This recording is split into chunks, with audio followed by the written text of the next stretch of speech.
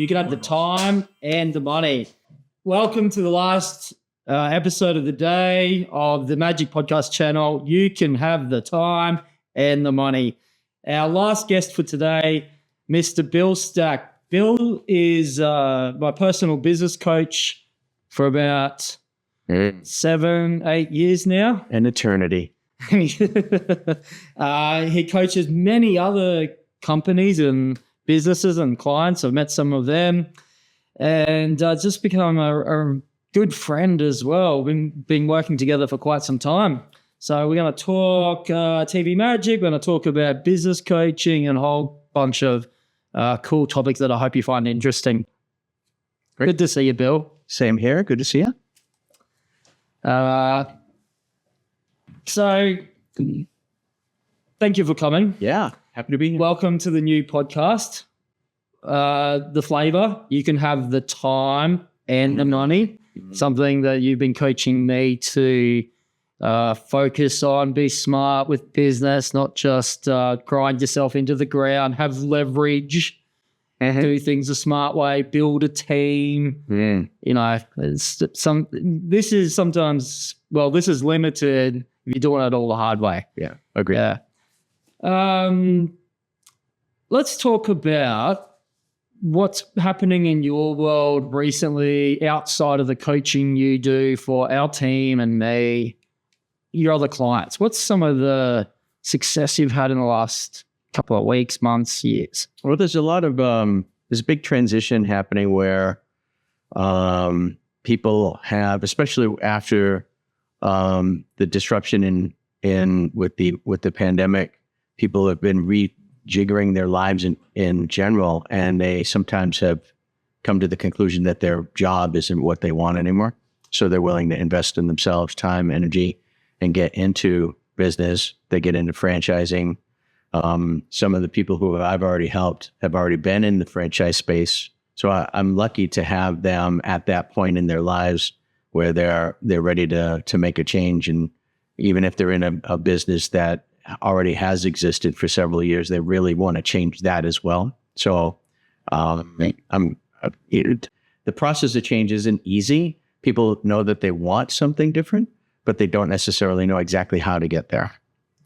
So I do my best to help them gain a lot of clarity there, so they can have the time and the money. Sometimes they think they need more time, or sometimes they think they need more money, and they have to choose. They don't. If they structure this well and they're patient with themselves and they're hardworking, you can get both. Okay. So recommending franchising or a franchise for them, would that be something that you... Sure. If they're the type of person that has that sort of ambition, some people just want a decent business that covers their part of town. That's fine. You know, let's say a lawnmower or someone who does painting or other services, accounting firms, or even local manufacturers. They just want to supply, let's say, gates or mailboxes or something just for their neighborhood. Right. They just want to do that and somewhat artistic. That's fine. But if they really want to multiply what they're doing, then the same principles that you built your business on take hold. You have to start thinking ahead. You have to think for your people long before they reach the point where, let's say, they're a few years in and they have all the money they want. They have the toys they want because they are doing what they need to do as franchisees or as business owners, and they're kind of settled. You're already thinking ahead to give them the next goal and the next goal. So it's important for me to teach them that that's going to be the case. They're going to achieve some goals, plateau, and they're going to need to put that tension between the next step and where they are today. Now we have to think about that now. So yeah. Would you say there's a lot of ex-corporates in that mix? Some. They are, in Australia, it tends to be a very high services-oriented economy, especially for the ones that tend to want to grow, and it's a situation where they know their technical skills. Let's say landscaping, you call them tree lopping here. Yeah. Pool cleaning, asphalt, cement, driveways, tiling, all that fun stuff. They know their technician world very well, but they don't know how to find good people, motivate good people, do all the numbers behind the scenes, sell They're well. brilliant at the activity, but maybe brand new to all the business side of things. There's a difference between doing it and multiplying it. Yeah. Big difference. Yeah. So, and if you want to help people, if you want to get more out of what you can do in any 1 week with your own hands, you're going to need to engage with other people and technology to grow your business in a way that makes sense. And sometimes it's franchising, sometimes it's not. Yeah. But either way, the options are there if you start to see that fact. There will be a plateau, and you have to grow beyond that to help your business catch up to you. Absolutely. Yeah. Something I've noticed also, a lot of these ex-corporates may have done an amazing job in whatever role, working for this massive company that had teams of 90 or 900 and built someone else's business to hundreds of millions.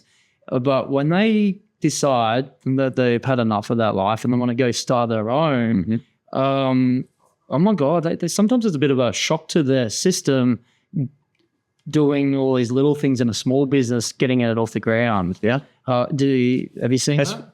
Absolutely common. I'm, going through my education that I've experienced in various organizations, military. I worked for Motorola, big corporate. They have internal training. Then there's university. It doesn't necessarily get you ready for what do I do at 10 a.m. on Tuesday morning when 5 different things are calling for my attention. Some of them I've slacked on and they've gotten to be problems. Now I have to solve that now, as well as deal with work in front of me. And my team is needing me for this and this because I didn't train them well enough. It's an ecosystem that they're not used to when they come from a corporate world, where there's already departments in place handling so much that you don't see to allow you to just do your job well as a manager or as a department head or something like that. And you're in charge of, if it's your business, you're in charge of every light on the Christmas tree. Everything you're in charge of all of it, not just your little department. So it's a mindset shift. And yeah, it's spinning plates. Plus, you don't have a good plate spinning system, the plates will fall. They can. That's it. Yeah. Coming from a business where all these other people are spinning plates, you go start your own. You have to do all the plate spinning yourself. Everything. Yeah. Which is why I love franchising, because you get a lot of support behind the scenes. Help the people that are launching take care of some of that plate spinning. That's right. Well, that's what we talked about earlier. You are in the position you've already lived it. You've literally lived it. So you are in the position to think, hey, this is a much better way to do something. You talk to other franchises, you talk to other organizations all the time, because it's part of your job to learn how do you make your organization strong, consistent with its own good immune system so that diseases don't take hold inside, right? And you have things just operating more smoothly. That's one of the things that they get with somebody like you involved, because your job is to think ahead before their challenges even come up and have the tools ready and training ready. Yeah. So my job is to help them, like you and with other people that I've helped, is help them get in the right mindset that these things are going to eventually happen. I'm going to hit a wall here. I'm going to see where my current skill set isn't good enough to get me to the next level. So let's plan a learning plan. Let's talk to the right people. Let's go to dinner with the right people who have been there and they may be retired. You'd be amazed at how many people will help you out after their career is done. They know so much, right? So, yeah. And where you get that from, your ability to see that, which I've learned to appreciate more and more and more. This, you have an MBA, and your background with Motorola and the military, so you look at things definitely different to how I do. Yeah. And able to definitely see my blind spots in many ways. Tell the cameras how, just your background. Sure. Well, briefly put, that you just summarized it well. I was highly trained in a technical field in the U.S. military as an advanced electronics technician, radars, satellite communication, all that fun stuff. And I shifted after my military time to Motorola, which again was an entirely new organization. You go from a highly controlled organization in the military to a very laissez-faire, open, lots of just freewheeling engineering happening in Motorola, and it was an interesting experience. So you get to learn the strengths and weaknesses of both sides. How massive control and very strict execution versus innovation, new ideas. Hey, let's try this, let's try that. That doesn't happen too much in the. You must put your right shoelace over your left shoelace too. Whatever color shoelaces you want, or shoelaces at all, right? Or whatever. Attention to detail versus innovation. Can we find a better way?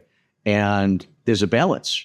As a franchisor, you've learned to strike that balance. You have to do, like I said earlier, you have to think ahead, right? You have to do the innovation. You have to come up with those ideas, and you nurture with your team to do it. And I've gotten feedback. That's one of the cool things that the guys in the company like, is they get to, in our company. Yeah. Oh, they get to interact, and they get to help each other. They get to, hey, what do you think of this? Or how should I handle that? They get 3 answers within moments when they ask something from me. Yeah, it was great. But you built that, and that kind of, my history of helping an organization help itself by putting those sort of habits in place.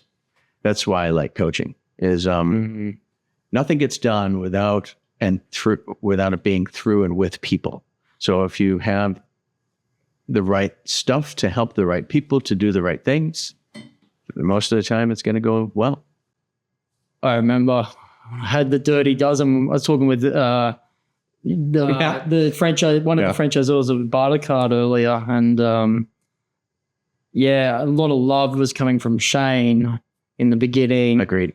And I loved it and did it. But at a certain point, also, I'm not necessarily the best person to give that support. The guys have overtaken each other, and they know who to go to in the zoo for help, and they're all willing.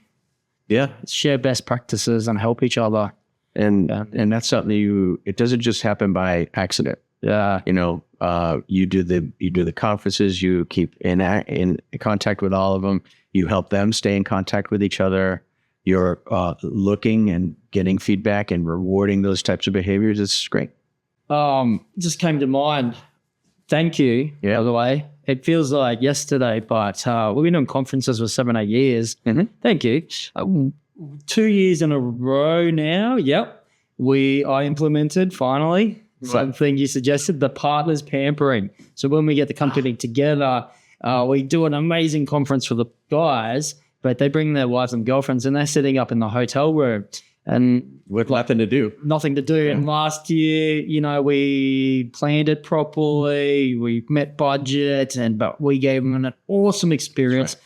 All of them went hot air ballooning, champagne breakfast, got photos, and they just had such a great time. Yeah, it's good. And I can see why we did that, and we're definitely going to keep that. Yeah, perfect. It motivates them to support as best they can. Yeah, behind the scenes, have the lunch ready, get things going. Behind every good man is a woman a lot of the time. Yeah, in business. Sure, it's always a team effort. Very rarely is it a single. No, nothing complex and big can be done with just one. So it's always going to take. Sorry, I just went there. I just wanted to say thank you for that. Yes, you're welcome. Thanks. Again, from a business coach, I'm getting constantly brilliant ideas that honestly take me a while to implement or overwhelm me. Mm-hmm. That's what a good coach does. Yeah. Tension there. No tension, no growth. Sorry? No tension, no growth. No tension. In between goals and where you are now, there's no growth. You don't go. There's nothing pulling you forward. Yeah. So, One of your other clients, franchise company? Some are franchises. Yeah. Sorry, I'm thinking of one in particular. Urban Clean? Urban Clean? Yeah. Cleaning franchise, not an exactly very sexy industry like us.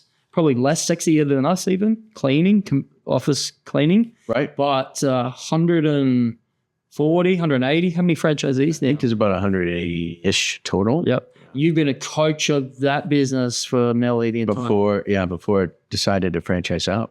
You're a crucial part of that success too. I'm in it. Yeah. And it's I'm pretty active in it as a team member. And it's funny because of some of the stuff that you do with your lads and team members is we're doing a more formal education product, if you would, for the franchisees to take hold of, where I'm going to be at the franchisee level training them. Those guys are messing with my eyes. Yeah. Sorry. Excuse me. Okay. Good. Sorry, Bill. No stress. You good? Yeah, I'm good. Yeah. I'm looking forward to doing that. That's a lot of fun. So Urban Clean is a B2B business. You are mostly B2C, homeowners and people like that. At least for now, you still do some. Oh, we're changing, but mostly, yeah. Yeah, I do. Residential. So this was B2B from the beginning, and almost everyone in that industry already has a cleaner. There's very few offices that all of a sudden look around and go, wait, we've been here a month, who's going to do the cleaning? They usually solve that problem, and they have somebody. So how do you grow a massive business, national business, when they're already getting cleaned? You have to know how to communicate your differentiation. You have to solve problems that the current cleaner isn't solving. You have to help them pay attention to that fact and say, wait, I'm not delighted. I'm happy. I think maybe I'm convincing myself I'm happy with my current situation. All right, what do you have, Mr. Urban Clean person? Well, we can do this and this and this. Wow. Yeah, we have technology. Oh, that's cool. And they start to realize, wait a minute, maybe I have been convincing myself this is good enough and I want something better. And that's how we grew the whole business. And just helping. So that's just like you. Genius, really. The owner, I'm very good friends with Damien, and the scripting to convert people that have content, but to sell that differentiation. Right. Have them shift to realize that delight is actually still an option. Yeah. They convince themselves it isn't. It's just something they deal with. The cleaning is good enough, and it's just, let's leave it alone. Yeah. Not worth the time. Very different to our business, where we are not really chasing, for lack of a better word, our marketing clients come to us, but because there's more of a need to have. Is it? Very different, apples and oranges. But yeah, what households do you know have a facilities manager? But for a lot of sitting in the house, ready to fix anything. Exactly. It's called the hubby, and if the hubby doesn't know it, how to mount a 116-inch television on the wall, then something's going to break. Something expensive is going to break. Exactly. Yeah. It's like the leaky pipe. Half of our services need to get someone on the spot. Exactly. The other half is a want to have there where we upsell and stuff. Yeah. But it's the fun part. Businesses change that way. The principles are the same. Yeah. The principles are the same. So that's what I help with. Yeah. Good. So good to see you. Yeah, same here. Yeah. Always. What are you I was going to ask you what you're up to Christmas. Say that for later. Yeah.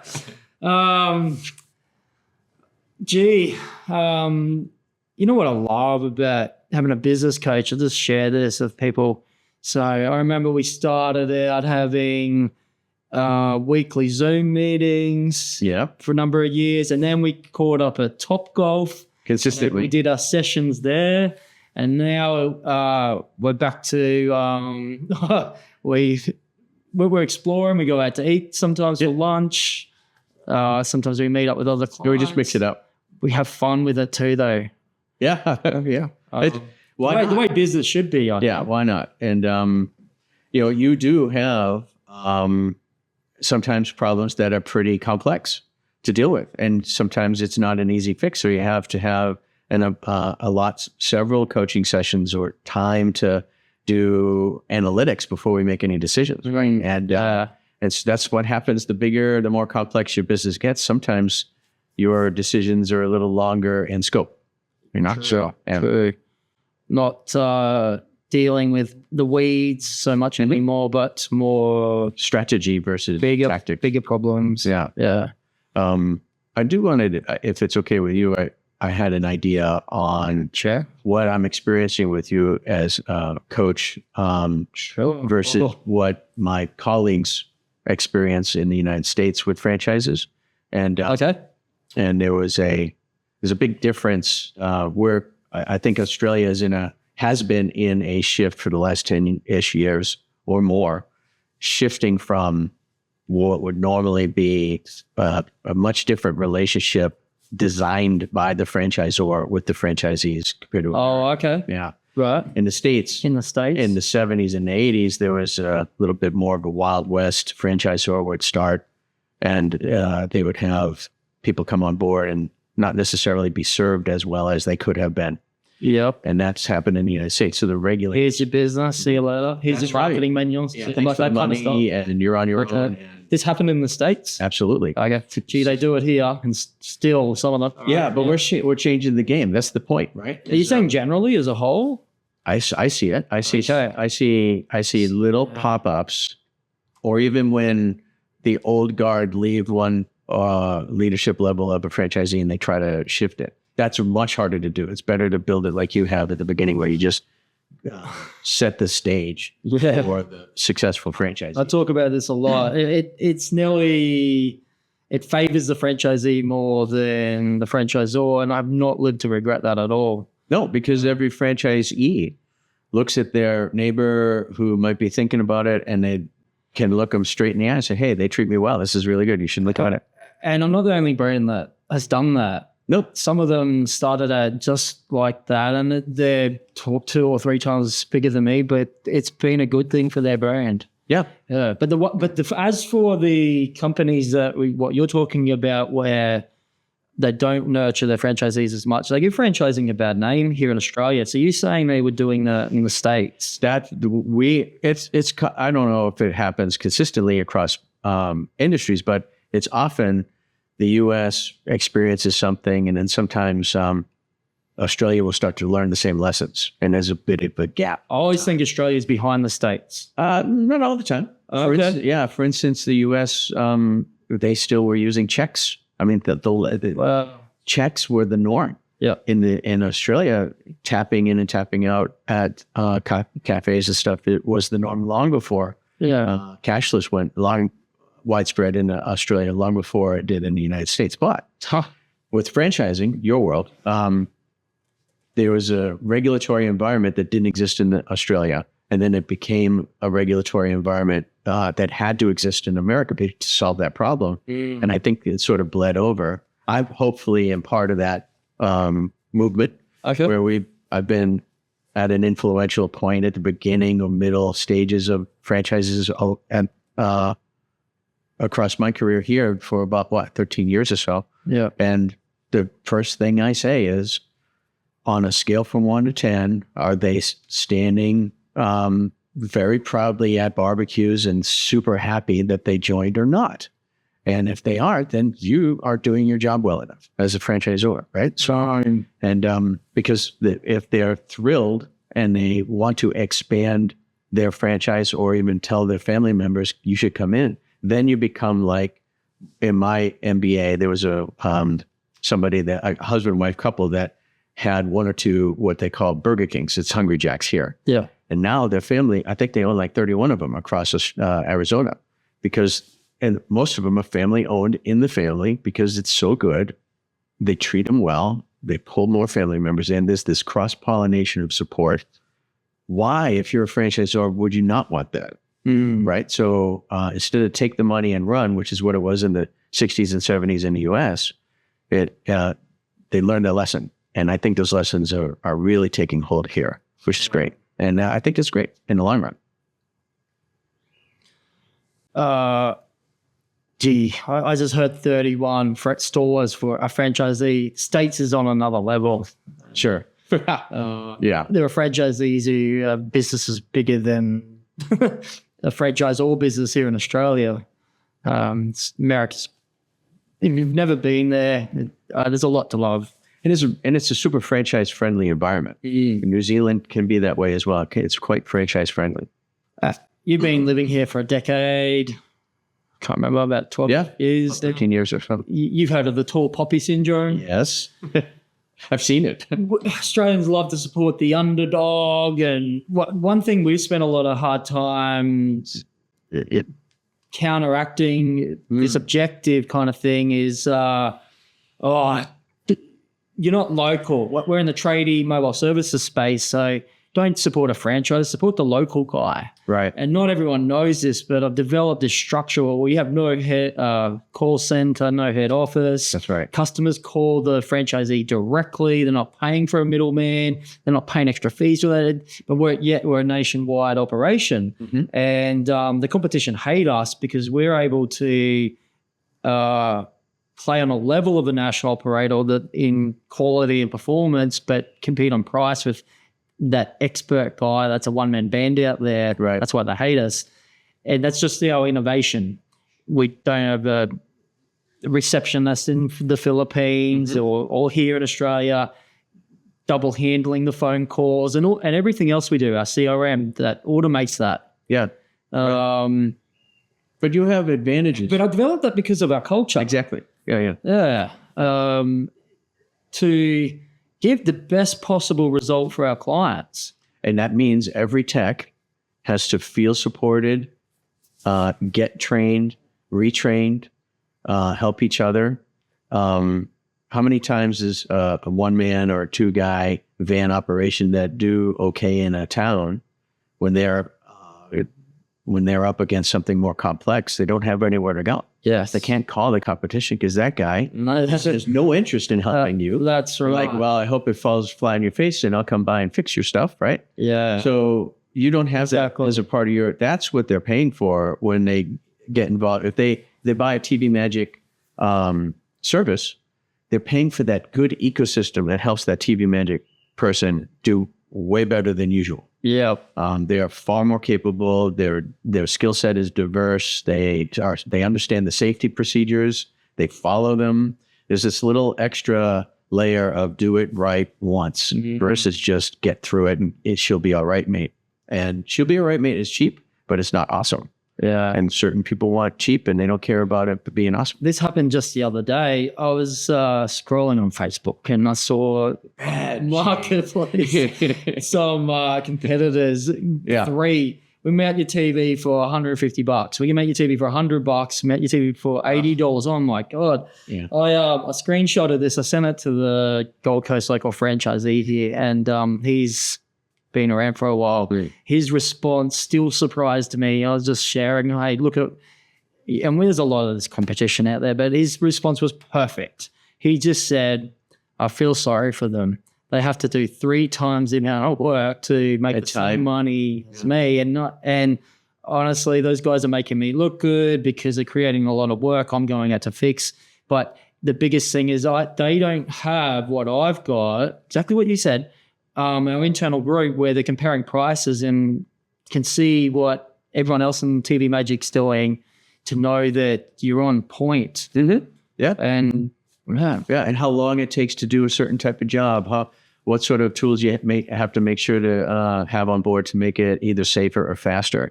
None of that exists in their world. It does in yours. And that's what these people are paid for. That alone is worth the low fees you pay for the year. Exactly. And they say that to their friends and relatives who are interested. They say that, So congratulations, you're doing what you should do as a franchisor. You're building that sort of internal and external reputation. It's exactly how it should go. Nobody wins a race to the bottom. No, it's a race to the bottom, isn't it? Super glue and duct tape are not how you should put things together. So sure. Including businesses. So,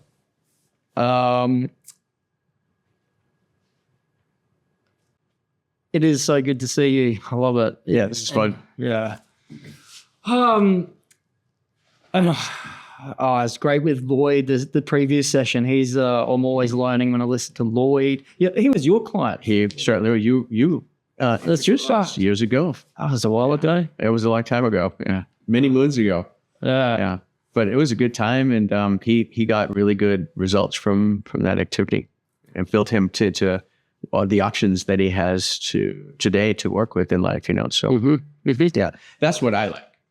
Is being part of that, just unlocking just what needs to be unlocked to have someone who has. Look, he's talented, savvy, been around the block, knows how to read, knows how to sell, knows he's like a multifaceted person. Somebody who has that and a good set of ambitions. It's fun to coach a person like that. You don't have to drag them; they're already sort of ready. You don't have to drag them like me. Yeah, I don't have to drag you in terms of helping your franchisees. That was always a part of you. It was just a matter of how or what systems would best help them, and you weren't used to that. It wasn't yet in place for you. So it is now. Now you're onto totally other things. So that's how it should be. Cool. So let's get a little bit specific about your perspective on what you have seen the TV Magic and Assembly Magic franchisees. Yes.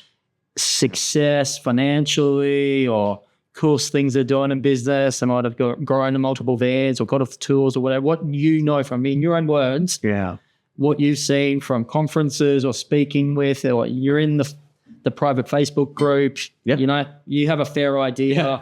You may not look at have the same access that our admin have to all our numbers and everything. No. As an external coach. Yeah. Share, if you may, please, what you see, and to the person that's thinking about coming on board with a Magic franchise. Oh, okay. Well, to someone coming on board to the TV Magic franchise, I would say be ready for a twofold journey. There's two systems that Shane has in his business. One is the external system. Where do you put the ladder? That's the safest place. How do you keep yourself from overheating in a crawl space in a roof? How do you make sure that this is connected well? How do you do your measurements? How do you do all that stuff? That's the external stuff of the job. But what Shane has built, just because of probably the coaching influence, whether it's me or the other coaches that you've worked with, there's an internal system that the franchisees in TV Magic get to take advantage of too. How do I think about my words here? What is it they're feeling when I do this? How do I make it even more fun for them? How do I make it more so they know they can trust me? And how do I do that within 40 seconds? Like those are skill sets. Yeah. They're clients, right? So there's internal scripting, mental scripting that you definitely help them with, right? There's two systems happening at once. Yeah. An internal system and an external system. The external system is so interesting. Yeah, but that's what Okay. There's two systems happening at once. There's the mental game and the actual physical game of executing well as a technician and taking care of the customer. Sometimes you're not in the mood, but you have taught them to say, regardless, I'm walking into the house. My job is to do this. I can't wait. What I will feel when I get this done well and see the smile on the face is that will help me through my day or the next job or the next. You remind them to remind themselves to do this stuff. You give them those mental tools all the time. I don't want to say the word self-talk, but just rituals. You teach them how to have those mental rituals that help them excel. That's another big thing. But the huge difference. Who without that system would adopt that on their own? Very few. Very few. If they're out there doing their thing and they're considering what kind of... I'm thinking right now, do we actually do that? Because, you do. I've wrote a lot of the manuals along with some of the admin, training manager, Nick. Well, what are the premises of the marketing system that you teach them? I am going to spend copious blah, blah, blah. They use... That's intellectual property. Yeah. But you're right. We, instead of training them... here's how to get to A, B, and C and why we do it. We just think, no, let's make that a habit. That's right. Straight from training. That's the internal system. And It's really interesting how you shared that. I like that. Yeah, two systems. Yes, we do that. Yeah, and everyone has those results because, they're Too right. They self-correct. Yeah. They self-design their outcome. I want to be you. Do other franchise brands, are they as brilliant as we are? Well, Urban Clean definitely has, it's a different population that comes into for cleaners versus tech. Yeah. It is a high, you would be surprised. I know we're not great in but I think we do a pretty good job of that. So I'm just asking. Yeah, I think this is the better ones work on that type of thing, the two separate systems, right? Okay. This is my language, right? So, but that's based off of our experience in Action Coach, my training. Yeah. Always says there's the mental creation and then there's the physical creation. So you work on one or the other, you can't get to maximization. Okay. If you work on mental, it's almost a foregone conclusion that the physical is going to. So as brilliant as you are in a terrible vehicle, you can't get anywhere. And if you're the best vehicle, you're at a Ferrari, but you're a numbskull. Yeah. You're going to get nowhere. You need both. Agreed. That's right. Yeah. Yeah. Okay. The plane can only do what the plane can, regardless of if the pilot's awesome. Right. So, so that's what you bring to bear. Did that answer your question? Like, what's the big? It was perfect because I had no idea what you were going to say. And so you from the outside see that we do a good job of the peopling part. Yeah. And the developing the business model box, the systems, but also taking the person that's come aboard into the best version of themselves to implement that. Everybody who's been in this business for 6 years is a different human being after those 6 years. Because they're surrounded by people who are on a journey similar to what you're demanding of them. Yeah. They have to think differently. Yeah. Like if we brought on, I don't know, the videographer or something, and they receive the exact same phone and sales script training that the 10 guys before him got, but he'll do something a bit different, better, worse, here or there, getting him to execute it as best as he can, even though this system is exactly the same. Right. We do a good job of that. And you capture when it's really good and worthy of being replicated, that becomes the norm. Yeah, right. Okay. Yeah. I never thought of it like that before. The best franchise systems do that.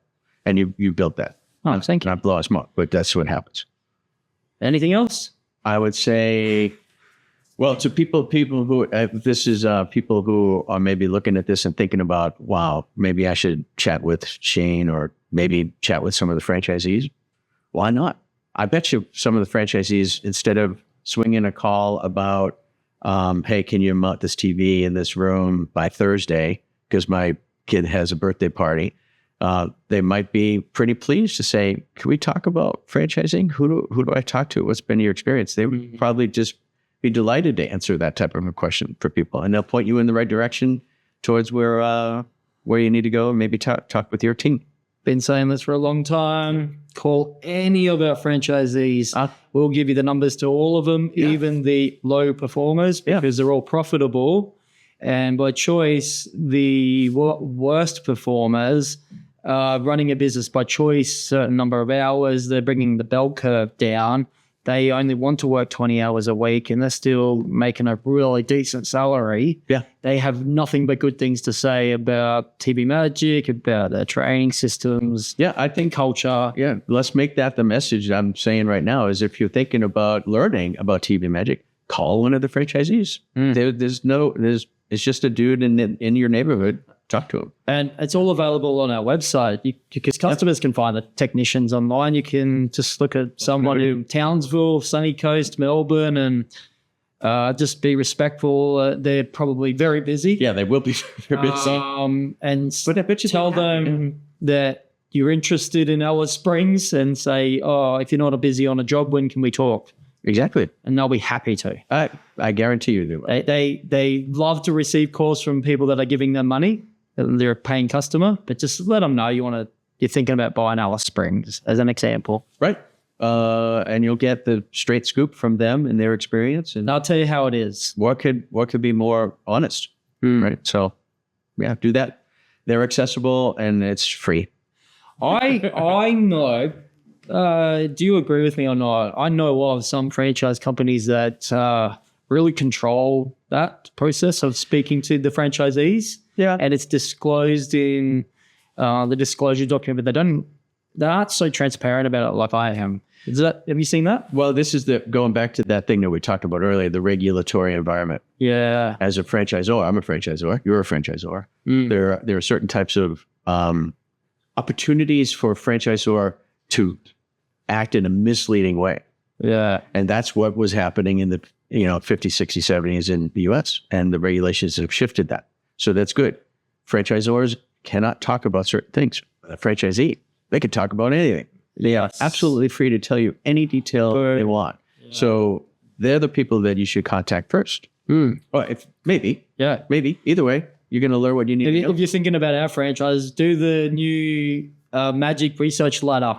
Yeah. Really, really cool. Line that up. Yeah, you systematized that. Yeah, they're learning. Yeah, exactly. Perfect.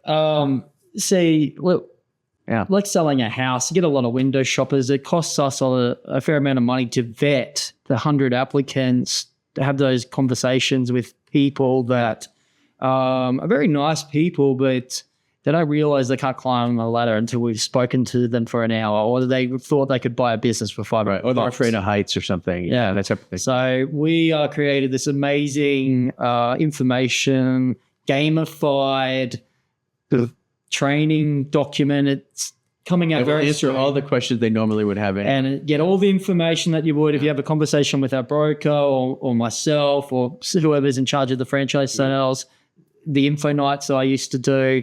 And you watch these 10 videos and we reward the person with 10 grand off the franchise price. Oh, wow. Yeah. Okay. Because we're spending that in logistics to sell that franchise anyway. We're just, people want to do their research online. We're rewarding them for it. Perfect. I like it. Very, very good. And at the very least, it'll prepare you for making any type of decision about any franchise. So this would be a very competitive one if you like people, you like working in and around homes and even sometimes some businesses, and you like making a lot. These guys earn a good lifestyle because of their activities. So yeah, it's pretty good. I've got some cool things to share with you. I just feel burning to share with you. I'm so proud of you. Here now? Yeah, why not? Lay it on me. Alex, new franchisee in WA. He's only been gone 12 months. Yeah, that's right. Have you met him yet? I've heard of him because he was the new guy. Okay. Yep. So you can imagine 12 months of experience. Yeah. He was a ex-hotel chain manager. Okay. Brand new. Also agree with people. He's broken a sales record, and it's amazing. $500,000 turnover first year. Gross. And I said, mate, you one van? Yep. Yeah, wow. He's nearly ready for a second van already. Right. So cool. I said, I was concerned for him. I've seen guys go hard and do this. You need a burnout. Yeah. Surprised me. He said, no, mate, I'm home by usually 1, 2 o'clock. Yeah. Every day. Surgical strikes. And I know he's a family man, and I know he has not worked a weekend since he started the business. Yeah. What could you want, right? Time and money. Yeah. So I'm so proud of him. Good.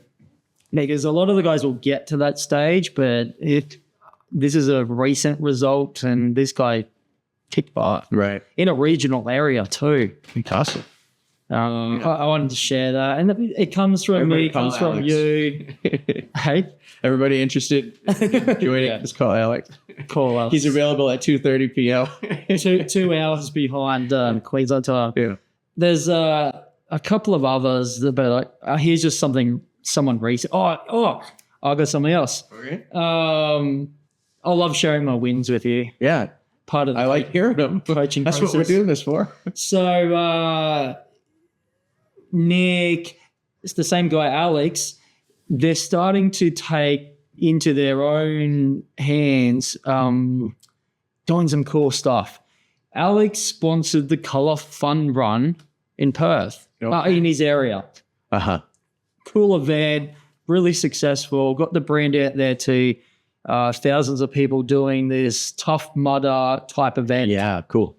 I love That's that awesome. we are, it's not head office or myself pushing this cool stuff anymore. Yeah. We got leaders coming through, doing amazing things. Yeah. They're rubbing off on each other. That's right. That's what I'm seeing. Their energy is mixing, and you're freeing it because you've taught them how to think the right way. You know what I mean? Yes. And they would drive right by.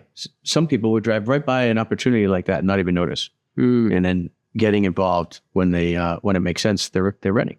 Yeah, mentally ready to doing that. Yeah, great, cool. I know. I had 10-minute warning. How we going? 5 minutes. All right. Time goes fast when you're having fun. It is. Yeah. It's already gone. Let's do this again. Yeah, we should. So, what else? Well, I'd say there's this thing called a silver tsunami, right? And there are going to be plenty of people who are ready for their next gig in life, guys, gals, and they could be joining companies just like yours.